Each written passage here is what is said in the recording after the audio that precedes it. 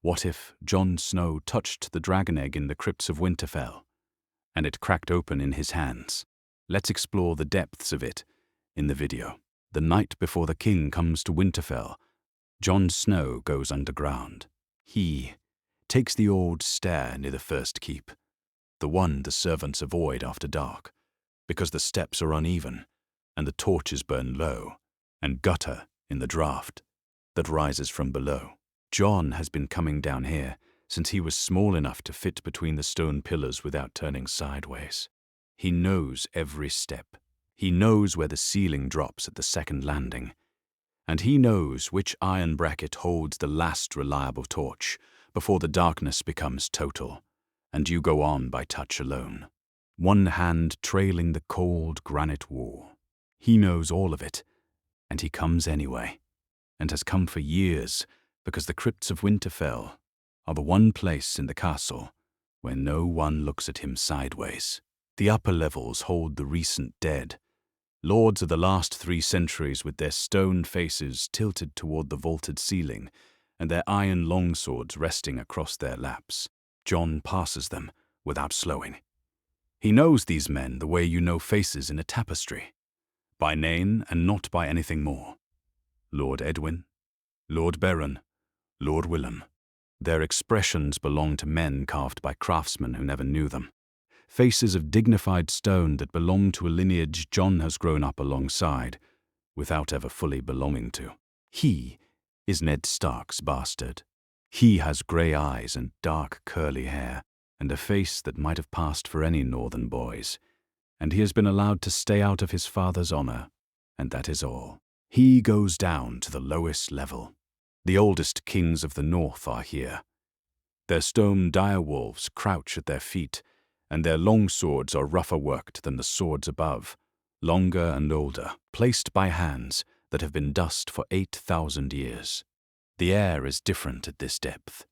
There is warmth here, a faint, steady heat that presses through the stone from somewhere beneath, from the hot springs that run under Winterfell like buried rivers, warming the floors and walls of the castle above. In the upper castle, no one thinks much about the heat because it has always been there. Down here, close to the rock, you feel it plainly. The Crypts of Winterfell should be cold. They are not. Jon stops before the statue he always stops before. Lyanna Stark's face is younger and sharper than her brother's, with something in the set of the mouth that reads like stubbornness, or will, or the two things combined. Ned Stark's face is long and solemn, built for duty. The face on this statue was built for something else. She died 15 years ago, before Jon had any memory of the world, in a bed of blood somewhere in the south, and Ned brought her body home and commissioned her likeness in stone alongside her brother Brandon, placing them to either side of their father Rickard's tomb. He broke every tradition the Crypts had ever held to do it, because the Crypts were for lords, and Lyanna Stark was not a lord. She was just a girl the king went to war over. Jon has been coming to look at her face since he was 7 years old. He is not sure what he is searching for. Ned never speaks about Lyanna. He never speaks about how she died, or where, or about the woman who was Jon's mother. About the supposed tavern woman Ned supposedly loved for one supposed night in some town that no one names. When Jon was young, he asked, and Ned's face shut like a gate, and Jon learned not to ask again. So he comes down here instead, in the dark, and he looks at the stone face. And he tries to read it the way he reads faces during sword practice, looking for the thing that is about to happen next. Tonight, he stands before her for a long time. Tomorrow, the king arrives, Robert Baratheon, first of his name, who once loved Lyanna Stark enough to go to war for her. Jon has known about this visit for weeks. He knows what it means. Robert's visit means Ned will go south to King's Landing, and Jon will go north to the Wall. The Night's Watch is his future. And he has been building himself toward it, shaping it into something that feels like a choice rather than a last resort. telling himself that wearing black and standing against the dark is a worthy thing. He has almost convinced himself. He turns to leave. That is when he sees it. At the base of the deepest tomb, behind the plinth, in the gap between the stone and the granite wall, there is something that does not belong. Jon steps closer and holds the torch down. The light catches the edge of it. Someone has wedged a bundle into that dark space, wrapped in cloth so old the color has gone out of it entirely. Jon has been in this crypt 100 times. He has never ventured this far before, past the oldest kings into the furthest reach of the lowest level. He is not certain what draws him now. He crouches down and reaches in. The bundle is heavier than he expects. The cloth wrapping crumbles at one edge as he pulls it free, ancient fabric giving way at the corners, like burned paper. Jon sets it down on the stone floor carefully and unwraps what is inside. The object is roughly the size of a large melon, rounded and coming nearly to a point at one end. It is dark, the color of coals burned down to their deepest red, with black scales running across the surface where the torchlight catches them. Jon turns it in both hands. It is warm.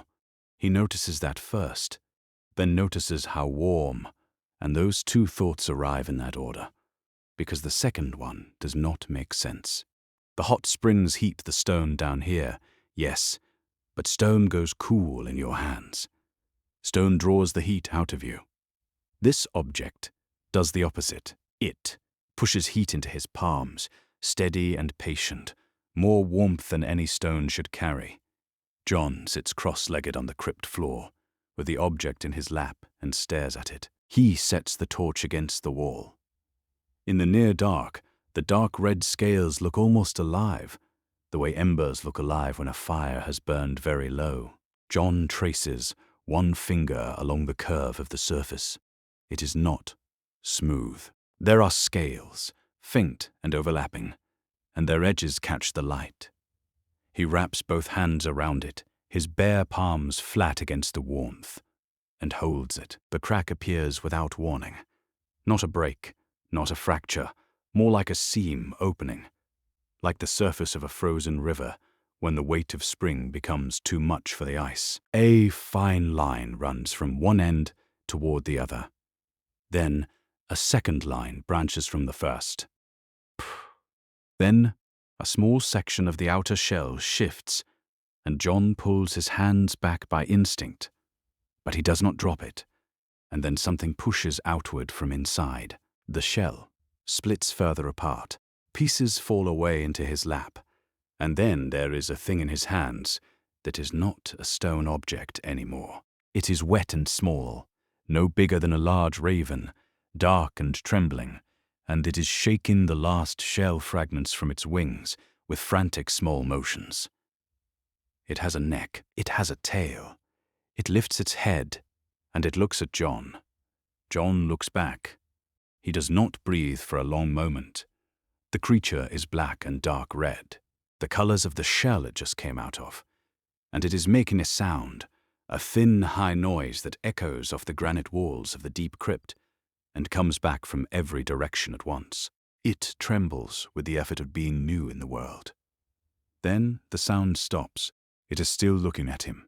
Its eyes are gold, the color of torchlight. Jon becomes aware slowly that his own hands are shaking. He becomes aware of something else a moment after. A sound above. Footsteps on the spiral stair, deliberate and careful and familiar. The tread of a man who has walked this stair many times and is not hurrying, because hurrying shows a fear you do not want to show. The torch at the base of the stair gutters as the door opens above and the draft shifts.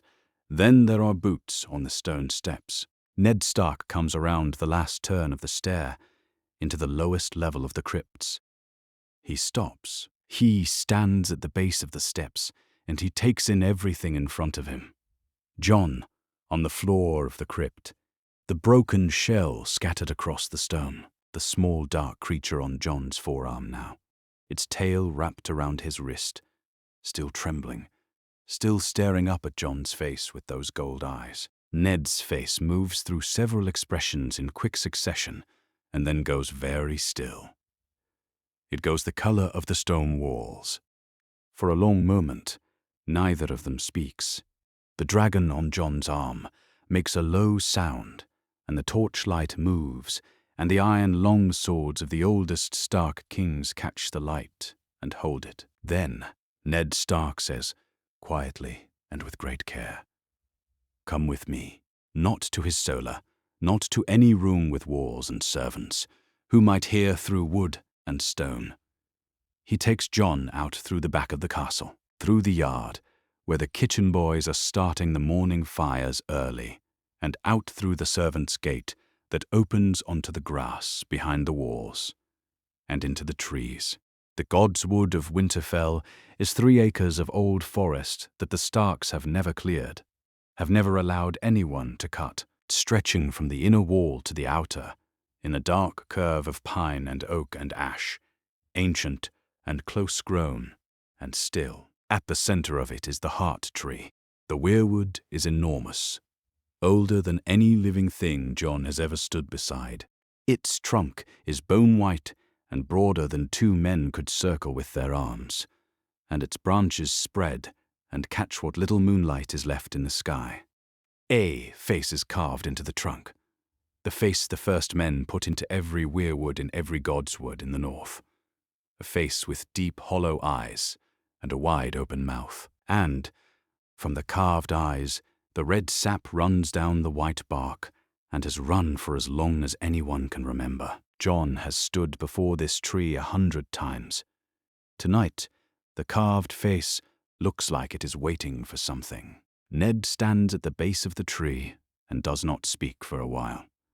The dragon is tucked inside Jon's cloak, pressed against his chest, its warmth steady as a coal. Jon can feel it breathing, the slow, even rise and fall of a small, sleeping thing. He stands beside the man he has always called his father, and he waits. When Ned finally speaks, he looks at the tree, not at Jon. "Your mother was not a tavern woman," he says. Jon says nothing. Ned tells it the way Ned Stark tells everything, in plain, measured words, without ornament, looking directly at what he has to face. He tells it slowly. The tourney at Harrenhal 17 years ago, where Rhaegar Targaryen placed a crown of winter roses on Lyanna's lap, and 1,000 swords went halfway to their hilts in the sudden silence. The year that followed, the year Lyanna disappeared from the world, the war that burned the realm for 2 years, and ended at the Ruby Ford with Rhaegar dead in the water, and the rubies from his breastplate scattered like blood across the stones. And Robert Baratheon standing over the body of the man who had taken Lyanna away. Ned pauses there. He looks at Jon. "She did not go unwillingly," he says. "She loved him. She chose him. They were married, Jon, in secret, in the south. She was his wife. Robert never knew, because no one who knew was left to tell him." He pauses. "I knew, because Lyanna told me herself." Jon stares at him. He hears the words. His mind takes them apart and arranges them in the order Ned gave them and produces a meaning. And then his mind rejects the meaning. And then he hears it again, and the second time he cannot reject it. "She is my mother," Jon says. "Yes," Ned says. "Lyanna Stark is your mother." The Godswood is very quiet. A night bird moves in the branches somewhere above them. Jon looks at the carved face of the weirwood and thinks about the stone face in the crypts, about the years he has spent going down to look at it, about the thing he was always searching for in that stone face and had never been able to name. "And my father," Jon says. Ned's jaw tightens. "Rhaegar Targaryen, Crown Prince of the 7 Kingdoms, son of Aerys. He died at the Battle of the Trident before you were born, killed by Robert with a war hammer." He says the last part without inflection. Just fact. Just the shape of how it happened. John has heard the name Rhaegar Targaryen his entire life, in the way you hear a name that has become a kind of warning. Robert's stories have made Rhaegar into a monster, a kidnapper, the man who lit the match that burned the realm. John has heard those stories so many times, they have become part of the shape of the world. Furniture, things you stop seeing because they have always been there. What was he actually like? John says. Ned is quiet for a moment. I saw him once, at Harrenhal, the year before the war. He was riding that day. He was extraordinary. He says the word carefully, like a man picking up something he knows is sharp. He played the harp, and he wept at his own songs. The men who knew him said he had read every book worth reading in the realm. He pauses. He believed in prophecy, Ned says. He believed that a child of his blood would do something that mattered. He believed the prince that was promised would wake a dragon from stone and stand against the coming dark. It was the thing that drove him. In the end, it was the reason he came to Lyanna. The dragon shifts inside Jon's cloak. It does not wake fully, only stirs, and makes a low sound, a sound almost like the sound a sleeping cat makes. Jon puts his hand flat against the cloth, feeling the warmth of it press back into his palm. Ned watches Jon's hand. He says nothing for a moment. Jon is standing in the Godswood at the center of Winterfell, and he is the son of Lyanna Stark and Rhaegar Targaryen. And there is a dragon sleeping inside his cloak, and, in a few hours, the king is going to ride through the gate. Robert Baratheon, who loved Lyanna, who went to war for Lyanna, who killed the man Lyanna loved. Jon holds very still, the way you hold still when you have just understood a thing that changes the shape of everything. Robert, Jon says. Robert cannot know. Ned's voice carries its full weight. Not yet. If Robert learns what you are, he will want you dead. You understand that. The dragon goes back to the crypts before first light. You are Jon Snow until we find a way through this together. You carry this the way I have carried it, quietly, for 15 years. Can you do that? He looks at the old carved face with the red running down its cheeks, and he thinks about all the promises this tree has witnessed. The marriages sworn before the old gods, the oaths made at the edge of endurance. He thinks about Lyanna making Ned swear something in a place far to the south, in a bed of blood, with her son already in the room. Yes, Jon says, I can do that. Ned is quiet for a moment. Then he says, very carefully, she asked me to keep you safe. His voice catches on the name when he says it next. Lyanna asked me, and I swore it. You are that promise, Jon. Everything I have done for 15 years.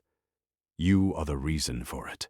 He holds them there, just holds them, and Jon feels the weight of that grip, the steadiness of a man who has carried something too heavy for too long, without putting it down. Then he takes his hands back and goes inside. Jon stays at the heart tree. The dragon wakes slowly and pushes its head up through the open neck of his cloak, blinking its gold eyes in the faint pre-dawn grey. Jon reaches up and sets one finger against the side of its jaw, and it leans into the touch, the way Ghost leans into his hand sometimes. The same animal trust. Jon looks at it for a long moment. Then he tucks it back inside the cloak and goes toward the crypts. He does not see anyone on the way. The castle is just waking, fires starting in the kitchens, a guard changing on the outer walls. Jon takes the old stair and goes down into the deep dark, and sets the dragon behind the plinth of the lowest tomb, near the broken shell it hatched from, and he stays with it until it falls asleep again. When he comes back up into the early morning light, the king's column is just visible through the trees to the south, banners moving through the forest, the sound of hooves on the frozen ground carrying ahead of it. Jon watches from the wall. He is Rhaegar's son. He is Rhaegar's son. He has dark curly hair and grey eyes like a Stark, and no one looking at him would see anything other than a northern bastard boy. And he has a dragon in the crypts below his feet. And the king is coming. He goes to take his place in the yard. The morning Robert Baratheon arrives, Jon Snow is in the crypts. He knows he should be in the yard with the rest of the household, standing straight in his best wool, ready to receive the king. He has known it since first light, but the dragon had been restless before dawn, pacing the small dark space behind the plinth, moving with a new energy that unsettled Jon enough that he could not leave it. So he brought scraps of raw meat from the kitchen stores, while the kitchen boys were still, half awake, and fed it from his hand while it ate with quick, fierce hunger, and then pressed against his leg looking for more. It is bigger. That is what stops him. 2 days ago, it was the size of a large raven. This morning, it is closer to the size of a hunting cat, its wings folding and unfolding in the tight space, its tail whipping with impatience, its neck longer and more defined. Jon has nothing more to give it. He wraps it in the old cloth and wedges it back into its place against the warmth of the stone. And then he goes up. He can already hear the horns from the outer yard. The king is here. Winterfell has been dressed since the day before. Banners hung from the walls and the towers, grey direwolf on white, and the yard swept clean and the household arrayed in order by rank. Jon slips into place at the back edge of the gathering, just as the first horses come through the gate, and he watches the procession come in with the same look he gives everything that frightens him, which is directly and without flinching. Robert Baratheon comes first. He is enormous, or was once. The man riding through Winterfell's gate still has the frame of someone who used to be enormous, the wide shoulders and thick neck of a fighter who swung a hammer for a living. But everything around the frame has thickened and softened with years of wine and feasting. He is fat, grey-bearded, his black hair going grey at the temples, and he rides with the settled weight of a man who has never once doubted he is the most powerful person in any room he enters. His eyes move across the yard quickly, the eyes of a fighter who still scans a space on instinct, even if the rest of him has forgotten what to do after the scanning.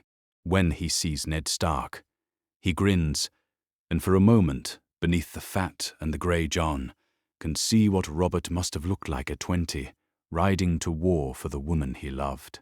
He throws himself off his horse and grabs Ned by both arms. "Ned, you've gotten old, my friend." Ned's mouth moves towards something like a smile. "Your Grace, 7 hells, still the same face." Robert looks at him. "Show me the crypts later. I want to see her." Something passes across Ned's expression and is gone. "Of course," he says. Behind Robert comes his queen. Cersei Lannister is beautiful the way a drawn blade is beautiful. All clean lines and precise surface. Her golden hair piled high. Her green eyes moving across the yard, and the household, and the banners with the quiet, systematic attention of a woman cataloguing inventory. She rides as if she is sitting in a throne rather than on a horse, and she watches with a pleasantness in her expression that does not reach the green eyes. Jon watches her watch. He has the feeling that when she returns to her chambers tonight, she will be able to tell someone the exact number of servants in Winterfell's yard, the name of every Stark child, and the location of every door she passed. Behind the Queen comes Jaime Lannister in his white Kingsguard cloak, and the sight of him is like a short shock of cold water. He is golden-haired and green-eyed and built like a man who has spent his life in armor, sitting his horse with an ease that suggests the armor fits him like a second skin he was born wearing. He is the most handsome man Jon has ever seen, and he rides with a faint smile on his face. the smile of a man who finds most things mildly amusing and is not bothering to hide it. He is also the man who put a sword in the back of the last Targaryen king to sit the Iron Throne. Jon looks at his hands on the reins. Joffrey Baratheon rides near his mother, a boy of 12 with golden Lannister hair and a face that would be handsome if it were not for the quality of the eyes, which have a watchful, assessing coldness that sits wrong on a boy's face. He scans the Stark children assembled in the yard, the way you scan a room for exits.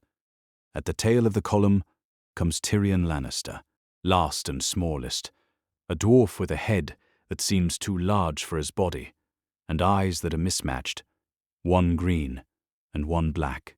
And he rides grinning at the walls, and the cold, and the northern sky, as though the whole journey north has been arranged purely for his entertainment. He catches Jon's eye as he passes, and holds it for just a moment, and nods, the way a man nods at something that has given him an idea worth keeping. The feast fills the great hall past dark. Robert takes the high seat and drinks deep, and talks loudly about old battles and old friends. And the table around him moves with his rhythm, laughing when he laughs, leaning in when he lowers his voice. Jon sits, where he always sits at formal occasions, at the far end of the long table, in the bastard's place, present but not notable. He eats and watches. Ned watches Robert drink. He watches the wine go down, and the voice grow louder, and the eyes grow brighter with it, the way fire burns brightest just before it burns out. He keeps his own face entirely still the whole length of the feast. The careful stillness Jon knows by now means his father is thinking hard about something he cannot say in this room. Ned also watches Cersei. She eats very little. She speaks pleasantly to Lady Catelyn and asks thoughtful questions about the children's lessons and smiles at the right moments. And her green eyes move around the room in a slow, pleasant arc that never fully stops moving. Tyrion, meanwhile, is not at the feast at all past the first hour. Jon notices his absence before he notices anything else about the evening. The dwarf slipped away from the table quietly, while Robert was deep in a story about the siege of Storm's End, and no one was watching the far end of the benches. Jon goes back to check on the dragon between courses and comes up to find Robb waiting for him near the yard door, arms crossed, with the patient look Robb gets when he has been standing somewhere for longer than he intended. They sit together at the far end of the table through the second round of wine and say nothing for a while. Robb is 14 and already carries himself like someone older, compact and steady, the kind of boy who thinks before he acts and means what he says. He watches Jon the way he watches a problem in the training yard, turning it over, looking for the opening. Later, when the feast is loud and no one is counting heads, Robb pulls Jon aside near the well in the outer yard. "What is wrong with you?" Robb says. No anger in it, just the direct question. "Nothing," Jon says. "You look like you haven't slept in 3 days." 2. Robb waits. He is good at waiting. Jon looks across the yard without meaning to, toward the old first keep and the ironwood door set into the base of the wall, the crypt entrance half hidden in shadow. His eyes go there the way a tongue goes to a sore tooth. He pulls them back, but not before Robb follows the line of his gaze. Robb looks at the crypt door. Then he looks back at Jon. He says nothing more that night, but he has marked what Jon looked at, and they both understand that the conversation is only postponed, not finished. Meanwhile, Tyrion Lannister stands in the cold near the old section of Winterfell's inner wall, with a look on his face that other people mistake for idle curiosity, and that is actually something closer to satisfaction. He has noticed the ironwood door. He has noticed that it sits very slightly open, not enough for anyone to see without looking carefully, and that the hinges show recent use. He has noticed a faint smell he cannot quite place, something warm and mineral, like a fire burning in a closed room. He stands outside the door for a moment, considering. Then he goes back to find the library.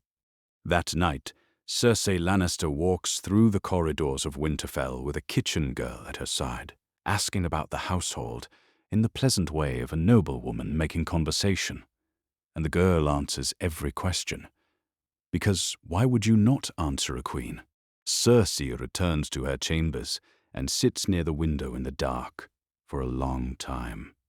She does not reach for her wine. She is thinking. The grey direwolf banners move above the walls in the night wind, below the castle. In the deep warm dark of the oldest level of the crypts, the dragon sleeps against the stone. 2 days after the egg hatches, Jon has fallen into a rhythm he did not choose. Before dawn, down the old stair to the deep crypt, with meat wrapped in cloth from the kitchen stores. After dark, down again to check, to stay a while, to feed whatever scraps he can carry without being noticed. The household thinks he is simply restless. Restless boys go to the training yard, or to the stables, or walk the walls in the cold. Jon does all those things at the right times and in the right proportions, and then he goes underground. The dragon has grown. That is the thing that keeps stopping him short when he comes down each morning, the speed of it. 2 days ago it was the size of a hunting cat. This morning it is larger than Ghost, broader in the chest, its wings folding against its sides like folded sails when it is still, and stretching more than a foot when it opens them, which it does whenever it hears Jon's footsteps on the stair. It churs at him, a low sound, but is not quite a growl and not quite a purr, steady and rhythmic, and it echoes off the granite ceiling and comes back doubled from the dark. Jon crouches and feeds it and watches it and thinks about the fact that it will outgrow the crypts within the week. He does not let himself think past that point. There is no past that point yet. What he does not know, on the morning of the 3rd day, is that he has been followed. Arya Stark is 9 years old and small for it, with her father's long face and her father's grey eyes and her father's absolute refusal to let anything go unremarked. She has been watching Jon for 3 days, since the morning he came up from the crypts, looking as though he had seen something that rearranged the world.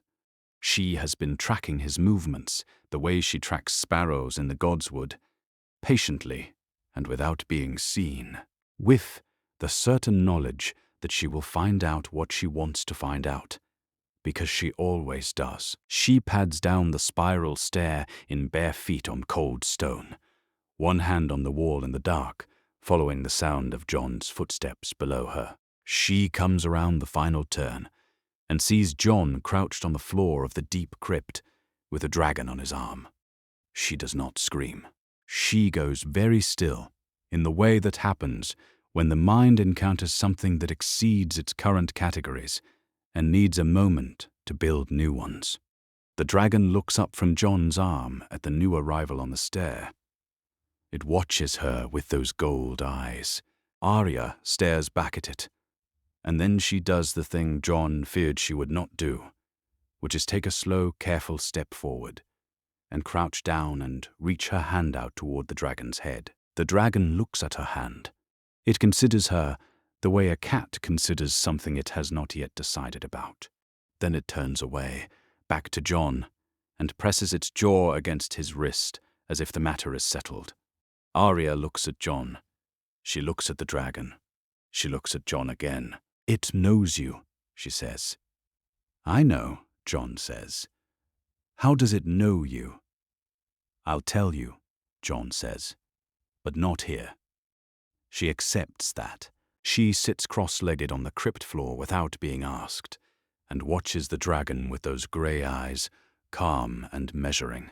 And she says nothing more until Jon brings her back up the stair. In the godswood, Jon tells her the piece she needs. Not the full weight of what Ned told him in the dark before dawn. Not the name Rhaegar Targaryen. Not yet. He tells her that the dragon is his, that it hatched because of something in his blood, that it is real, that no one in Robert's party can find it. Arya listens, with the concentrated attention she gives to things that matter to her. When he finishes, she says, "Does father know?" Jon says yes. She thinks about this. She says, "Good," and that is all. One word, and she means it, and the subject is closed. She has decided what she thinks and will not revisit it. Robb is next, and Jon brings him down himself the following evening. Robb's reaction is nothing like Arya's. He does not go still, does not reach forward, says nothing for a long moment. He stands at the base of the stair and looks at the dragon with the steady, considering look he gives problems in the yard when they present themselves in forms he has not seen before. The look that means he is turning it over in his hands and finding every angle before he settles on any one of them. He walks a slow circle around the dragon, keeping enough distance that it only watches him without raising its wings. Then he stops and looks at Jon for a long time. "Father knows," Robb says. Not a question. "Yes. Who else?" "Arya." Robb takes this in. "Anyone outside the family?" "No." He nods. He looks at the dragon again, at the way it holds itself with one wing slightly raised toward Jon, the posture of something that has decided where it belongs and is not interested in argument. "How long before it outgrows the space?" he says. "Not long." Robb nods again. He does not ask what comes after that, because he can see that Jon does not have that answer yet, and Robb has never been someone who asks questions he knows have no answer. He goes back up the stair without ceremony and says nothing more that night. Jon knows he is working on it, the way Robb works on everything, quietly and alone, and that when he has something worth saying, he will say it. Sansa is brought in last the next morning, and it is Jon's idea, which surprises Robb. If she discovers it on her own, she'll be frightened before she has time to think. Jon says, "A frightened Sansa is more dangerous than an informed one." Robb considers this and decides it is right. Sansa Stark is 11 years old, with tully auburn hair and blue eyes and the careful, straight-backed posture of a girl who has been told her whole life that she will be a lady someday, and has been practicing for years.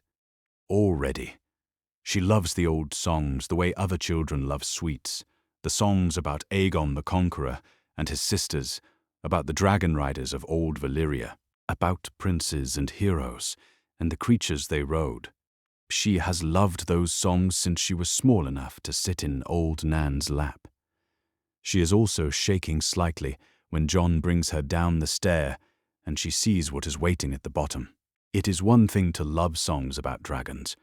It is something entirely different to stand 4 feet from one in a cold crypt and watch its gold eyes track your movements. Sansa stands very still, with her hands pressed flat against her sides, and the dragon looks at her, and Jon watches Sansa do the thing he has always quietly respected about her, which is take hold of what frightens her and push it below the surface until her face comes back to calm. She looks at the dragon for a long time. Then she looks at Jon. "You're going to ride it," she says. "Someday," Jon says. Something moves behind her eyes, something complicated and difficult to name. The collision of every song she has ever loved about dragons and dragon riders with the reality of who Jon actually is.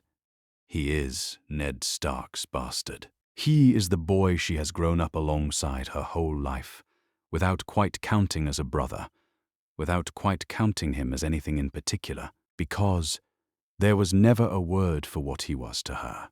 Now there is a word forming, and the songs and the word do not fit together the way they should. She opens her mouth and closes it again. She does not have what she wants to say yet. She says nothing when she goes back up the stair. She does not look back. At supper that night, she sits in her place and eats her food and speaks when spoken to. and gives no sign of what she carries.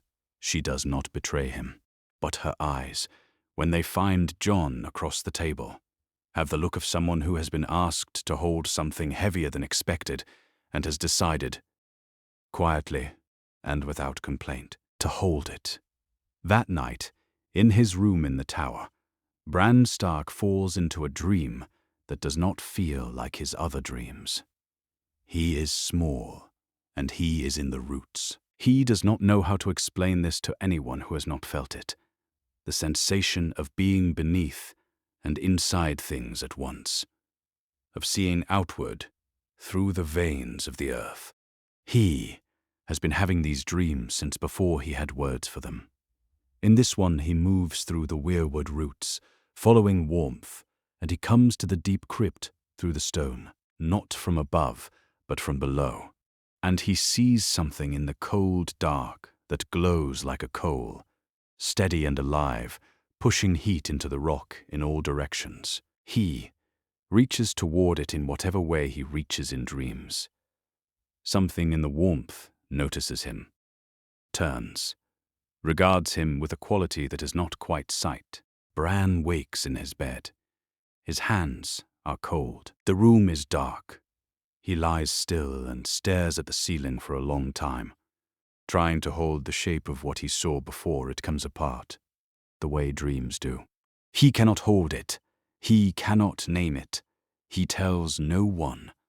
Cersei does not go to Robert immediately. She waits a full day after the kitchen girl gives her report, and she uses the day to think. The girl has told her plainly.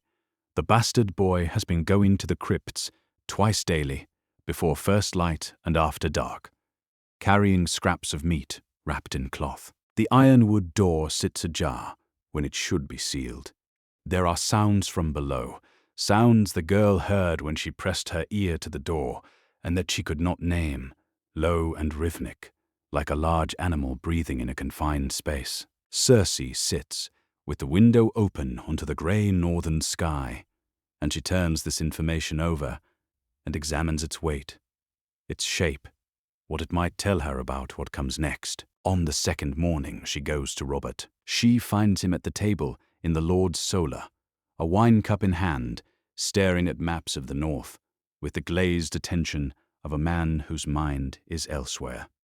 Cersei sits across from him and speaks carefully and watches his face the way you watch a fire when you are not sure how much wood it can take. She tells him what the girl reported. She tells him nothing more than that, because Cersei understands the value of letting a man's own imagination do the work. Robert sets down the wine cup. "Get out," he says to the guards. When the room is empty, he looks at Cersei for a long moment, and she cannot quite read what is in his face, and that alone unsettles her more than she lets show. Then he says, "Send Ned to me." Ned Stark comes alone. He closes the door behind him and looks at Robert, who has pushed back from the table and is standing near the window, with his arms crossed and his eyes on the courtyard below. 30 years of friendship.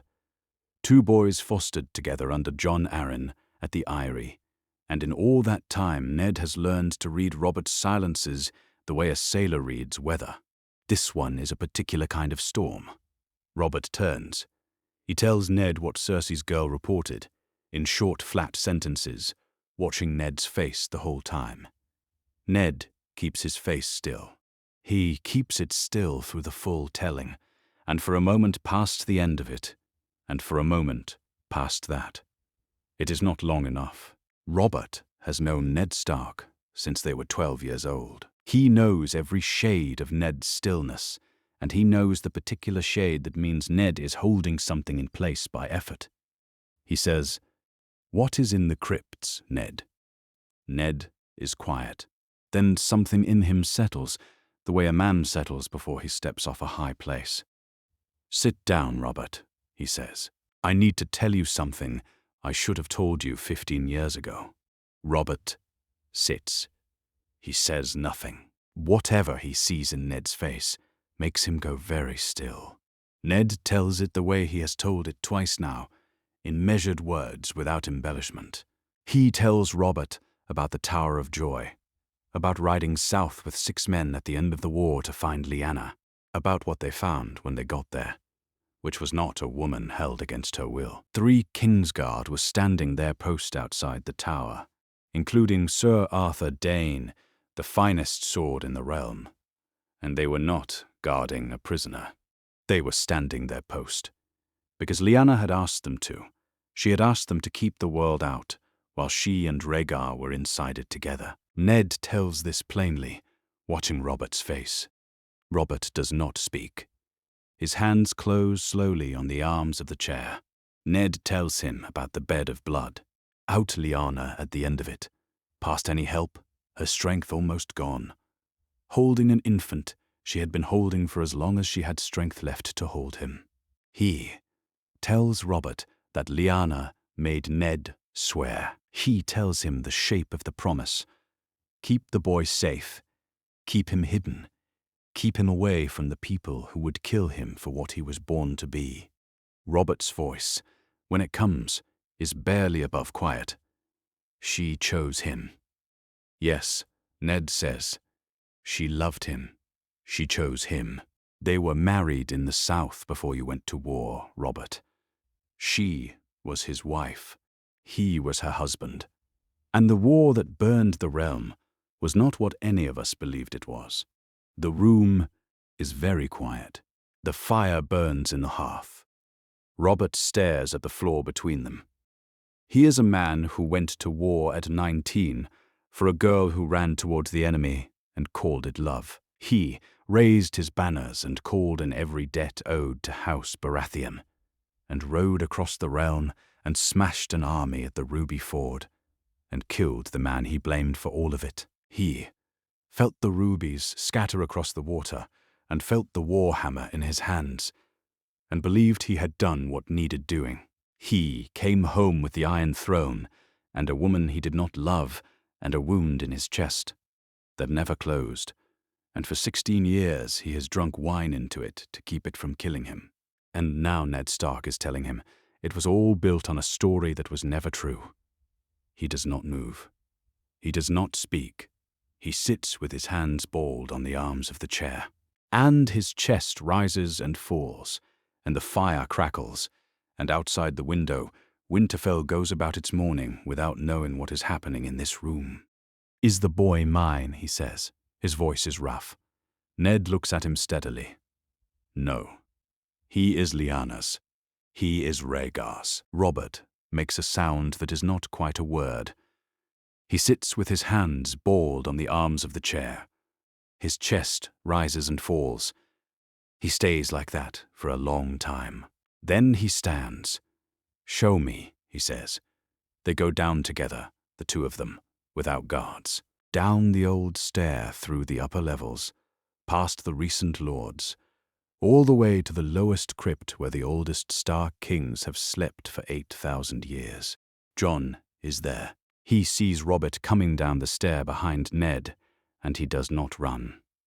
He stands and waits, which takes more than most men would understand.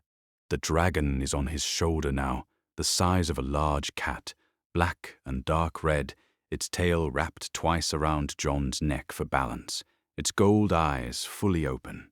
It watches Robert descend the last steps with the alert stillness of an animal deciding what it is looking at. Robert stops at the base of the stair. He stares at the dragon. The dragon stares back with those gold eyes, unblinking, coiled against Jon's neck and shoulder. A faint heat rising from its scales in the cool crypt air. It is the first living dragon in the world in more than a century, and it is sitting on a boy's shoulder in the lowest level of the Crypts of Winterfell, and it is looking at Robert. Baratheon the way it looks at anything it has not yet made up its mind about. Robert takes 1 step forward. The dragon's neck arches.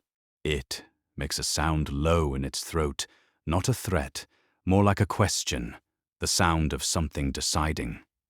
Robert stops. He stands his ground and looks at the dragon for a long moment. He has held his ground against things that frightened him his entire life. He does not stop now. Then he looks at Jon's face. He looks at it for a long time, with the unguarded look of a man who has been caught off his feet and is still falling. Jon looks back at him. Grey eyes in a lean northern face, dark curly hair, sharp-boned beneath the youth of it. Ned's boy, anyone in the realm would say, anyone who passed him in a yard, but standing 3 feet away in the torchlight of the oldest level of the Winterfell crypts, with the dragon on his shoulder and Ned's face not quite covering the other face beneath it, something else comes through.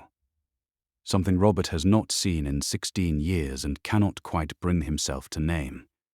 Robert says, quietly, "She's in your face." He does not look away. Robert turns back to the stair. He puts one hand flat against the cold stone wall and stands there for a moment with his back to them both. Jon watches his back. The silence in the crypt holds. Then Robert speaks, still not turning. "No one hears of this," he says. "Not Cersei.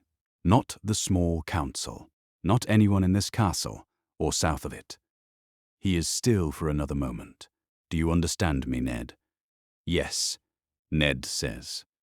Robert goes up the stair alone. His footsteps are steady and controlled.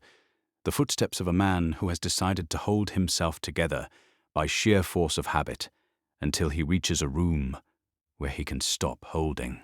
Ned listens until the sound is gone. Jon does not speak. He stands in the deep crypt with the dragon on his shoulder, one hand raised to hold it at the jaw, and he looks at the place on the stair where Robert stood. Robert has not made up his mind. That is the truth of the morning, and that truth is the only thing keeping Jon alive.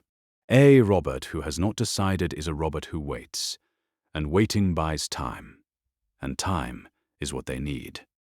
Ned does not say this aloud.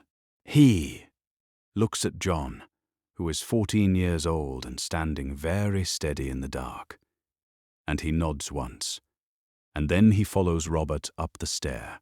The dragon lowers its head against Jon's jaw and churs softly in the silence left behind. Robert returns from the crypts in the middle of the morning and pours himself a cup of wine, without looking at anything. Cersei watches him from across the room.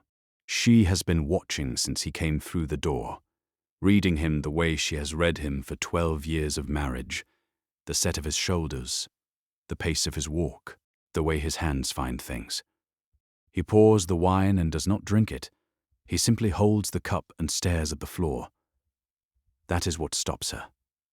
Robert always drinks. The fact that he is holding wine he is not drinking means something broke in those crypts, something significant enough to interrupt even his thirst. She does not ask. She waits. That night, she finds Jaime in the corridor outside his chamber, leaning against the stone wall with his arms crossed and still in the white Kingsguard cloak, watching nothing in particular, with the faint, distant look he gets when he is thinking about something he has not decided to share yet. She draws him inside and closes the door. She lays out what she knows. Robert went to the crypts with Ned Stark. Robert came back changed. The kitchen girl reported sounds from below the crypt door that she could not name, and a bastard boy making daily pilgrimages with meat wrapped in cloth.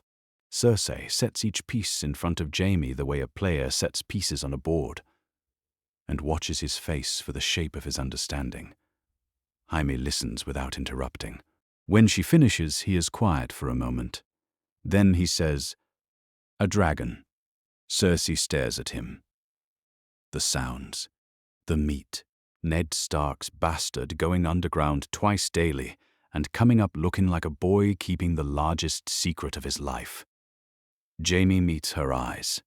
And Robert coming back from the crypts looking as though the world has gone inside out. There is a living dragon down there.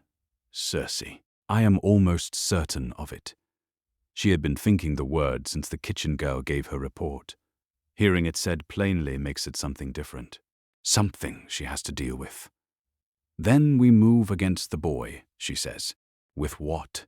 Jaime looks at her with the directness she has always valued in him, which is the directness of a man who will not spare her from an answer he knows she will not like. He is the Kingslayer. He killed the last Targaryen king himself, alone in the throne room, and has carried that name ever since. He understands what it takes to end a dynasty, and he understands what it cost. You can't poison a dragon, he says. Whatever you slip into the bastard's food or wine, the dragon does not drink it, and if the thing has bonded to the boy, which it will have done, you cannot go at him quietly. You need the king's authority and the king's men, and you need them openly. That is the only way.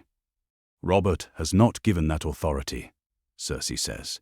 Robert has not decided anything, Jaime says.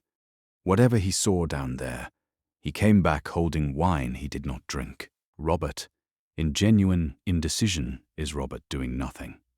And Robert doing nothing means time, and time is running against you. He looks at her steadily. Go around him. Let the small council know what is happening before Robert has made up his mind. Make the pressure external. He is easier to move when the push comes from outside. Cersei is already thinking about the letter she will write. Before Robert is awake the next morning, a raven leaves Winterfell's tower bearing a message sealed with Cersei's personal wax, not Robert's. The language is careful and indirect, the phrasing of a woman who knows her ravens may be read by the wrong eyes. But it says, enough. King's Landing will know that something has changed at Winterfell before Robert has decided what to do about it. What Cersei does not know is that a second raven leaves an hour later, dispatched by a steward whose loyalty runs to Robert's household rather than hers. It does not go to King's Landing. It goes to Dragonstone. Dragonstone is the ancestral seat of House Targaryen, its towers carved into the shapes of dragons, its halls built from the dark stone of old Valyria, its rock warm with the volcanic heat beneath the island that makes it unlike any other castle in the Seven Kingdoms. For 15 years, it has been the seat of Stannis Baratheon, by Robert's grant, and Stannis rules it with the grim efficiency of a man who prefers administration to people. Stannis reads the note once. He reads it again. He is lean and square-jawed, with short-cropped black hair and the permanent expression of a man who has been grinding his teeth on something for years and has decided it is simply the natural state of his jaw. He sets the note down with great care on the table in his solar and stares at the volcanic stone wall in front of him, and does the arithmetic. A dragon, at Winterfell, in the hands of Ned Stark's bastard. Dragonstone is the seat that was always meant for dragons. The Targaryens built it for that reason, carved it into the shape of their beasts, placed it above volcanic rock, because that is where dragon eggs hatch, and dragon blood runs warm. For 15 years, Stannis has ruled a castle built for creatures that were already dead, and now word reaches him that one is alive. In the north, in the possession of a bastard boy of unknown origin, he thinks about what that means for the succession.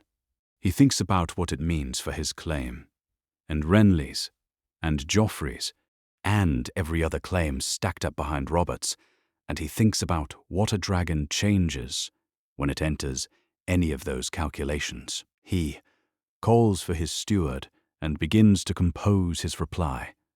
Meanwhile, in the library of Winterfell, Tyrion Lannister has found a book. It is old, the binding cracked and the pages brown at the edges, written during the reign of Jaehaerys the One, and concerning the history of dragon eggs. Tyrion has spent parts of 2 days in this library, which is his reliable strategy in any new place. Find the library. Find out what the house values, what it has worried about, what it keeps. The books will tell you more than the people, usually. This one is telling him quite a lot. King Jaehaerys, according to the passage Tyrion is reading, once observed in council that a dragon egg hatching outside the care of the royal family would mean a dragon lord not of House Targaryen walks the world. He said this about a stolen egg, but the logic extends easily enough. Tyrion sets the book on his knee and thinks about Jon Snow. He thinks about the crypt door ajar. He thinks about the smell he noticed his second evening at Winterfell. Warm and mineral from the direction of the first keep, a smell that does not belong in a northern castle. He thinks about the way Jon Snow moves through Winterfell lately, which is like a boy carrying something in his chest that takes up all the room that worry used to occupy. He thinks about Ned Stark's face since Robert arrived. He thinks about Robert's face when he came back from the crypts. He goes to find Jon Snow in the training yard. Jon is going through sword forms alone, the steady mechanical repetition of someone using the motions as a way to stop thinking. He is lean and dark-haired and has grey eyes that have been watching the world very carefully for several days now. He stops when he sees Tyrion and turns, and waits, and does not speak first. Tyrion crosses the yard and looks up at him with his mismatched eyes, one green and one black. "You have a very large secret," he says. Jon says nothing. "I have no intention of telling Cersei," Tyrion says, "or Robert, or anyone at all." He watches Jon's face. "I am a Lannister. I am, therefore, the least trusted person currently inside these walls, by a margin that is not even close. That condition is useful. The only real protection I have in any situation is knowing something that other people do not know. I know. Knowledge is a weapon. I prefer not to be unarmed." He picks up the book from the fence rail, where he set it down, and tucks it under his arm. He nods pleasantly to Jon. Then he goes back to the library. Jon watches him walk across the yard. Then he looks up at the grey northern sky. Then he goes back to his sword forms, and the steel moves in its patterns, and the cold wind comes down from the hills. And somewhere below the flagstones, the hot springs run warm and quiet through the rock. 3 weeks have passed since Robert Baratheon rode through Winterfell's gate, and he is still here. He hunts every morning and returns in the evenings loud with wine and the day's kill. He drinks. He delays. He has not summoned Ned for another private conversation since the crypts, has not spoken of what he saw down there to anyone that Jon can determine. Robert at Winterfell is Robert in suspension, which is the most dangerous form of Robert there is, because a man suspended can tip in any direction when the wind changes. Jon has been living 2 lives in parallel. In the yards and halls of Winterfell, he is Jon Snow, bastard, going through the motions of a boy preparing for the war. Sword practice in the mornings, meals at the lower table, brief conversations at the margins of things. In the crypts, he is something else, something he still does not have a full name for. He goes down before the household wakes, and after it settles for the night, and the dragon greets him with a low churring sound that has become as familiar to him as ghosts breathing. The dragon has grown to the size of a large hound. That is the thing that strikes Jon anew each morning, the steady accumulation of size that no one living has had reason to observe before. Its wings span more than 3 feet when open. Its tail is long and muscular. It moves through the cramped lower crypt with the contained energy of something that already knows it is too large for the space and is beginning to resent it. It will not fit here much longer. Ghost sits outside the ironwood crypt door each night without being asked. Jon noticed this a week ago and has not spoken of it. The albino direwolf, with the red eyes, simply arrives at the old door as the sun goes down and places himself against the stone beside it, ears up, watching the yard. No one has sent him there. Jon does not think Ghost is guarding anything. He thinks Ghost is keeping company with whatever is on the other side of the door, the way animals keep company with warmth in the cold. One night Jon goes down late, when the castle is fully asleep, and sits with the dragon for a long time without feeding it. Just sits. The dragon coils near his leg and rests its chin on his knee and breathes warm breath into the cool air. Jon looks at Lyanna's statue down the passage, the stone face tilted toward the torchlight, the young woman's face that Ned gave to the grey stone so she would not be lost here among the lords whose tradition she never belonged to. She sits to the right of Rickard Stark's tomb, her brother Brandon to the left, and the face the stone carver gave her has something in the mouth that Jon has always read as will, or stubbornness, or both things at once. He knows that face differently now. He looks down at the dragon. Grey, he says. It lifts its head from his knee and looks at him with those gold eyes.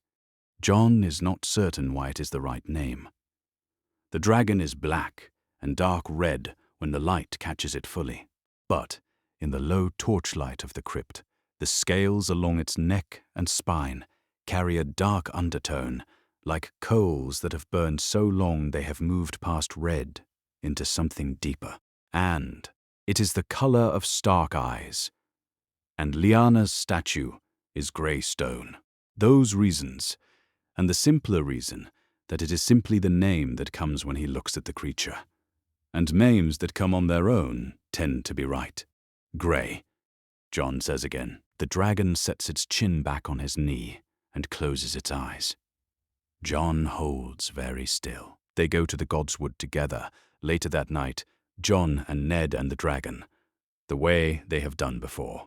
The weirwood heart tree is white above them, its red-leafed canopy dark and still, the carved face running its slow red sap down the pale bark. Jon sits on the root that juts out at the right height, and the dragon drapes itself across his shoulders, awake and watchful, its gold eyes open on the dark. Ned tells Jon about Rhaegar.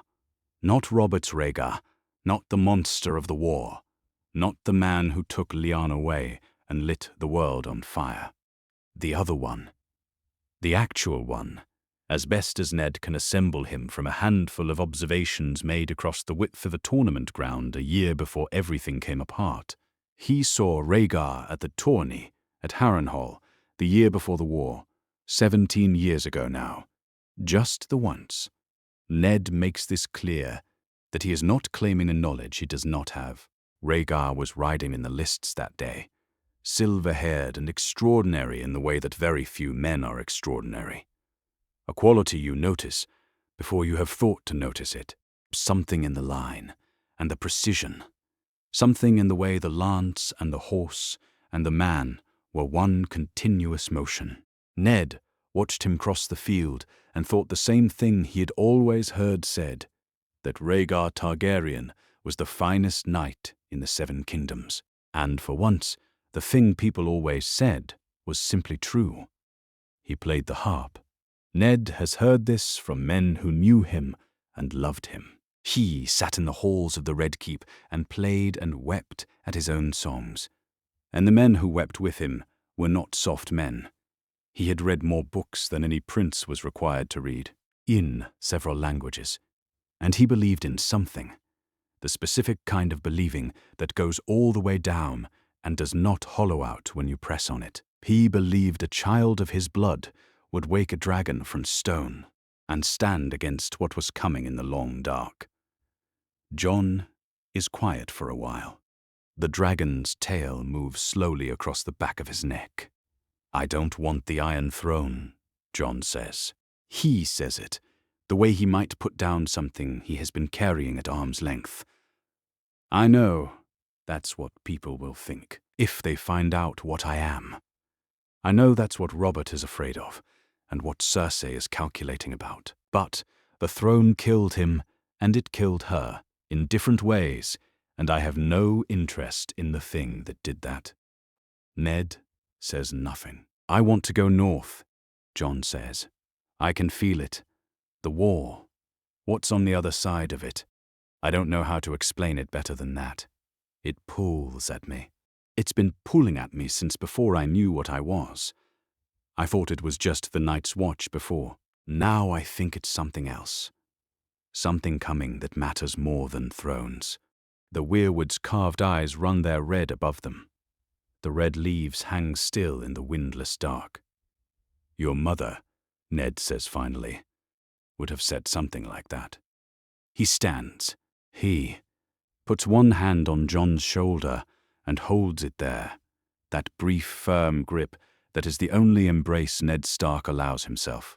And then he takes it back and goes inside without another word. Jon stays at the heart tree. The sky above the godswood begins to lighten very faintly in the east, the first grey of a dawn still an hour away. The dragon stirs on his shoulders and opens its wings slightly, feeling the air change the way creatures feel changes before people do. Jon sets one hand on its neck and holds the warmth of it. He thinks about Rhaegar Targaryen riding across a tournament field 17 years ago with silver hair and a lance, and the finest form anyone in the Seven Kingdoms had ever seen, and about the harp, and the songs and the prophecy that drove him, and about the child he believed would matter. Jon thinks about that child, and thinks about the wall, and about the cold that has been pressing at the edges of the world for longer than anyone in this castle knows to be afraid of. He thinks about the night he found the egg, 3 weeks ago now, which feels like 3 years ago. He went down to the crypts to visit Lyanna's stone face, and came up with a dragon in his hands, and a name he did not yet know. He is beginning to understand that those two things, the face and the dragon, are the same inheritance, and that the inheritance is not the Iron Throne. The throne is what other people will try to make of him. What he actually is Lyanna's son who heard the North calling before he knew why, and who now holds a creature that no one has held in 150 years, and who is going to take both of those things toward the thing that is actually coming. The dragon settles. Ghost breathes quietly on the other side of the crypt door below. The weirwood watches with its old carved face, patient as the first men who carved it. Jon Snow sits in the oldest place of his family, in the dark before the dawn, and he knows where he is going. The raven comes from King's Landing on a grey morning, 4 weeks after Robert's party arrived. It is addressed to the king, sealed in the small council's wax, and when Robert breaks the seal and reads what is inside, his face goes through several changes and settles on something that is not quite anger and not quite panic. The expression of a man who has lost control of something he believed he was managing. The note says what everyone in King's Landing has apparently been saying for 2 weeks.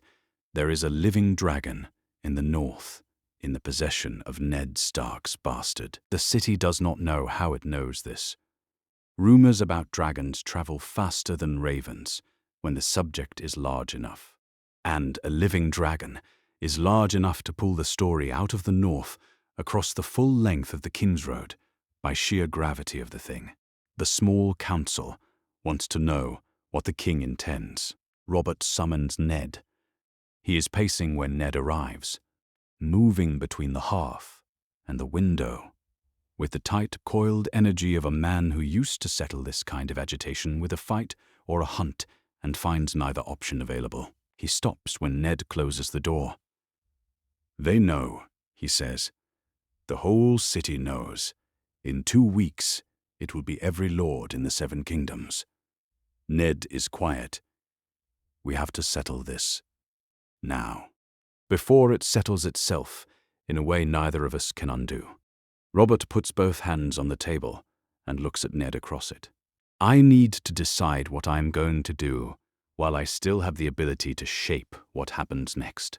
Ned says, "What do you want to do?" Perhaps. The question is not what he expected. Perhaps it is exactly what he expected, and the answer is the thing he cannot give. He turns back to the window without speaking. Ned goes to his own solar and writes 3 ravens. He sends them to the lords nearest Winterfell, to the houses whose seats are within a week's hard riding, not a call to arms. He is careful about that. He does not summon them for war, because war is not what he wants, and because a war summons would reach King's Landing inside a fortnight and give Cersei exactly the weapon she is looking for. He summons them as witnesses. He summons them in the old northern way, with the direct language of a man who needs his people and expects them to come. Come and see. Come and stand. Within 3 days, the first column arrives. Within a week, there are 4 more. Houses whose loyalty to the Starks runs 8,000 years back into the deep history of the North, before the conquest, before the Targaryens ever looked west across the sea, back to the age when the kings in the North ruled from this castle, and the men who served them did so because they chose to. They ride through Winterfell's gate with their house banners, and they greet Ned with the particular northern respect that is not quite a bow and not quite a nod, and is, in its own way, more than either. Theon Greyjoy watches them arrive from the outer yard. He stands near the well and watches the banners come through the gate, reading them the way a man reads a room before he enters it. He is 19 years old and has been in this castle for most of his life. Ward and near hostage, in equal measure, Ned Stark's peace prize from the Greyjoy Rebellion, raised alongside the Stark children, and denied the belonging that should come from that in equal measure. It has made him skilled at watching from the outside of things, and good at knowing when the currents in a room are moving somewhere he has not been told about. The northern lords ride past him and nod to Ned and look at the walls of Winterfell with the quiet, assessing look of men who know every castle in the north because they have had occasion, over the centuries, to consider which ones they could take. They look at Jon when Jon crosses the yard, with a new quality of attention, the way men look at something they are deciding how to regard. Theon watches all of it and says nothing. Nobody asks him what he thinks. He goes back to watching. Meanwhile, Cersei goes to Jaime. She has a plan that does not require Robert's rage. She does not need Robert furious. She needs Robert rational, which is the harder thing to produce but the more permanent. Jon Snow is a bastard, she says. Whatever blood he carries, he was not born in recognized wedlock under any law this realm acknowledges. A bastard cannot inherit.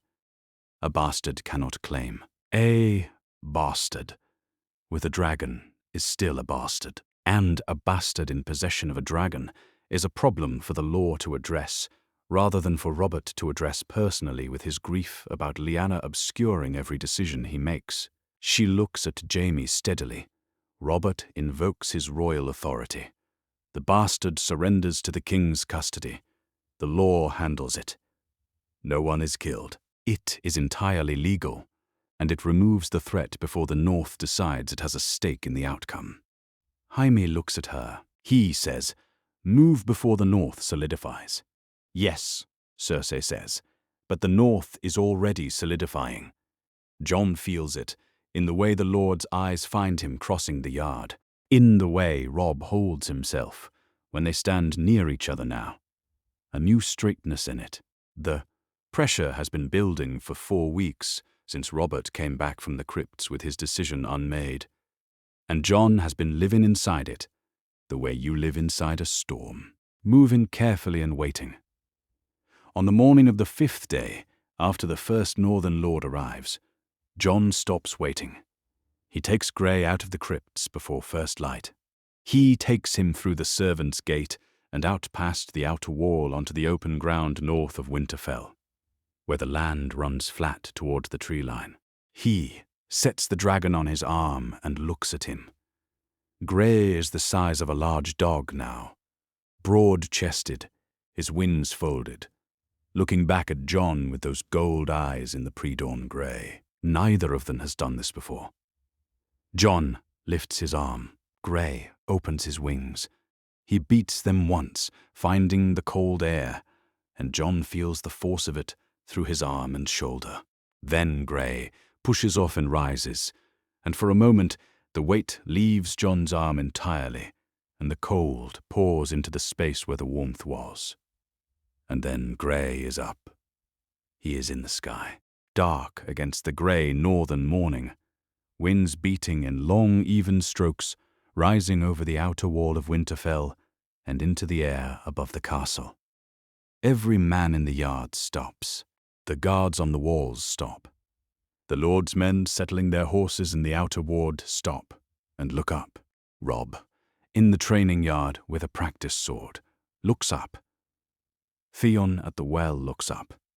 They all look up, because there has not been a sight like this in the world for 150 years, and the body knows, before the mind has caught up, that it is looking at something it has no category for. Robert Baratheon watches from the battlements. He came up before dawn and has been standing there since, a thing no one has commented on. He watches Grey Bank over the south wall and rise higher, circling, the black and red shape moving against the grey sky with a looseness that its weight should not permit. He watches the dragon turn and bank and rise on the thermals coming off the castle's heated walls, and he does not speak. Cersei is beside him. She watches for a moment. Then she looks at Robert. "You have to decide," she says. Robert says nothing. Below them, the dragon banks south and then turns, descending in a long glide, and it lands on Jon's outstretched arm the way a trained hawk returns to a falconer. With precision, the wings folding as the talons find purchase. Jon brings the arm in. Grey churs and wraps his tail around Jon's forearm and looks out at the yard full of men who have stopped moving. The northern lords watch. They look at the dragon and at Jon, and then they look at Ned Stark, standing in the center of the yard. Ned speaks. He does not say Jon's parentage. He does not say the name Targaryen. He says, "What can be said in this yard with these lords and Robert watching from the wall above?" The dragon chose him. His voice carries across the cold morning the way Ned Stark's voice always carries, plainly and without effort. That is the truth of it. Whatever comes of that truth, we face it together. That is what it means to stand in the north. The lords look at one another. Then they nod, one by one. Not a war oath, not a sworn compact with seals and ravens, and terms negotiated by maesters. Just men who have kept faith for 8,000 years of hard winters, keeping it again in the oldest way. Witches with silence, and a nod and the decision already made before the words are spoken. Robert watches from the battlements. He does not give an order. The morning light comes slowly over the castle's eastern wall, and the dragon spreads its wings once and folds them again, and the yard holds its breath. And Robert Baratheon looks down at it all and keeps his silence. Far away, across the narrow sea, in the warm lamplight of a manse in Pentos, Daenerys Targaryen cannot sleep. This is not unusual. She has not slept well in years. In the succession of borrowed chambers and gifted comfort, that has been her life since she was old enough to understand that life is not comfortable when your family used to own the world, and no longer does. She sleeps lightly and wakes at small sounds and lies in the dark listening to the noise of a foreign city until she drifts back. Tonight, she does not drift. She sits up in the dark. And the reason she sits up is that something on the table near the window is different. She has kept the eggs there since the day Illyrio Mopatis gave them to her. 3 dragon eggs petrified over a century of dormancy. 1 dark red and bronze, 1 cream and gold, 1 black as deep water. They are beautiful in the way dead things can be beautiful, objects whose original purpose has been sealed inside by time. She has touched them every day since she received them, because they are hers in a way that very little else in the world is simply and entirely hers. She knows their weight and their surface and the specific cold of them, the cold of stone that has been stone for longer than she has been alive. Tonight, the black one is not cold. Daenerys Targaryen is 14 years old, silver gold of hair and pale as milk, with violet eyes that have spent their whole life watching a world that does not want her in it. She gets out of bed and crosses the room and picks up the black egg, and it is warm in her hands. Not hot, not the heat of a fire, the heat of a stone that has been left in afternoon sun.